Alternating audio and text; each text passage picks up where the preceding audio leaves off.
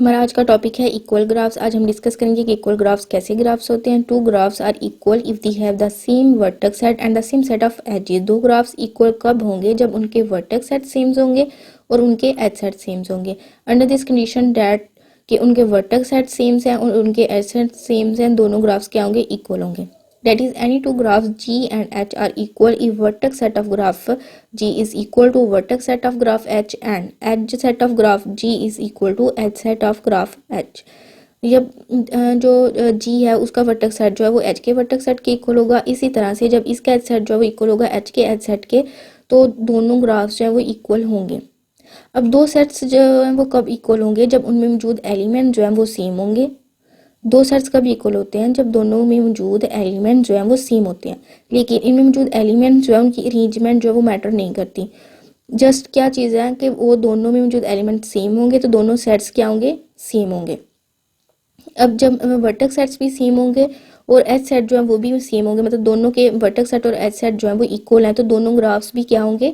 Equal होंगे। और जब दोनों ग्राफ्स इक्वल होंगे तो इस चीज़ को हम इस तरह से लिखेंगे कि ग्राफ जी जो है वो इक्वल होगा ग्राफ एच के।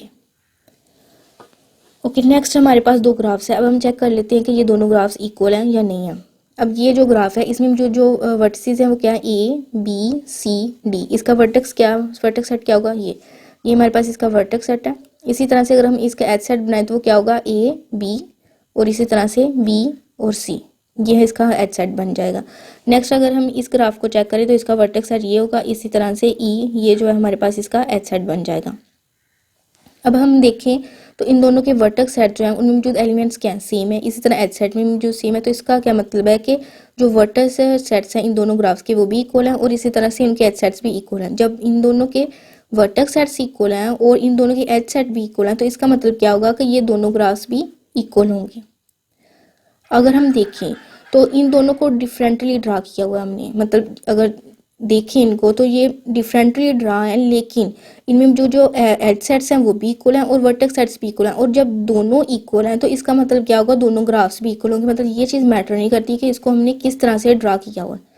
दो ग्राफ्स जो इक्वल हैं वो डिफरेंटली ड्रा हो सकते हैं, लेकिन जो बेसिक कंडीशन है उनके इक्वल होने के लिए वो क्या है कि उनके वर्टेक्स सेट और एज सेट जो है वो इक्वल होने चाहिए।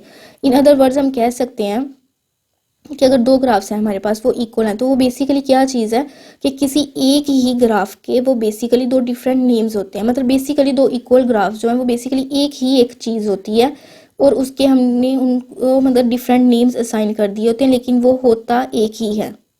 एक ही चीज़ के दो डिफरेंट नेम्स होते हैं और वो दोनों क्या होते हैं? इक्वल ग्राफ्स होते हैं। लेकिन हम उनको डिफरेंटली ड्रा कर सकते हैं कि वो अगर देखें तो ये क्या डिफरेंटली ड्रान है। अगर हम इसको इस चीज़ को भी हम इस तरह से ड्रा कर सकते हैं, लेकिन क्या चीज़ है? दोनों बेसिकली हैं क्या? इक्वल ही हैं।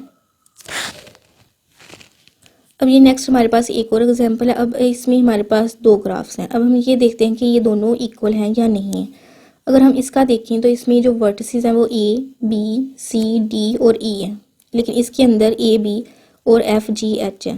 तो इस चीज़ से हमें पता चल रहा है कि इनके वर्टेक्स सेट इक्वल्स नहीं होंगे। अगर हम इसका वर्टेक्स सेट लिखना चाहें तो क्या होगा? वी जो है वो इक्वल होगा ए बी सी डी और ई।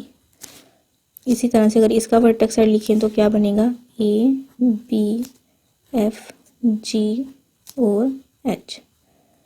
अगर हम देखें तो इनके वर्टेक्स सेट्स ही इक्वल नहीं है।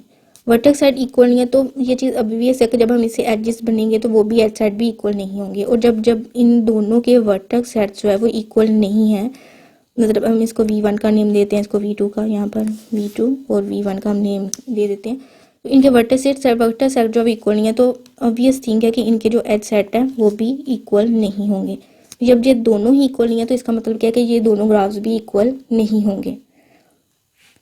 लेकिन अगर हम चेक करें तो देखने में ये दोनों क्या लग रहे हैं? ऐसा लग रहा है कि ये दोनों सेम ही हैं, क्योंकि ये सेम ड्रा किए हुए हैं तो इससे क्या लग रहा है कि ये दोनों सेम होंगे, बट सेम नहीं है। क्योंकि इक्वल कोई भी दो ग्राफ्स कब होते हैं? जब उनके वर्टेक्स सेट और एज सेट इक्वल होते हैं।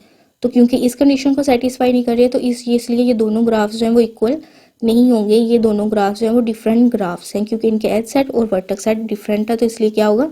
ये डिफरेंट ग्राफ्स होंगे, ये इक्वल ग्राफ्स नहीं होंगे।